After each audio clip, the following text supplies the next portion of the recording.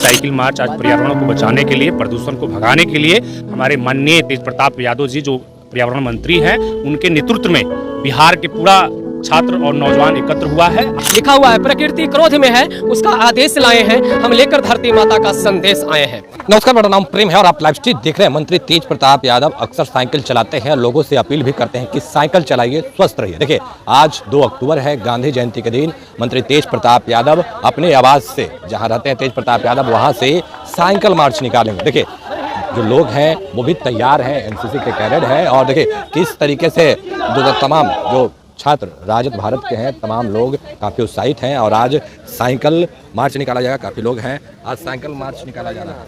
बिल्कुल, साइकिल मार्च आज पर्यावरण को बचाने के लिए, प्रदूषण को भगाने के लिए हमारे माननीय तेज प्रताप यादव जी जो पर्यावरण मंत्री हैं, उनके नेतृत्व में बिहार के पूरा छात्र और नौजवान एकत्र हुआ है। आज इस पटना से एक संदेश जाएगा पूरे बिहार में कि हम लोग को पर्यावरण बचाना है और देश को, युवाओं को जगाना है। तब जाकर हमारा पर्यावरण बचेगा, तब जाकर युवा जगेगा, देश बढ़ेगा। कितने उत्साहित हैं?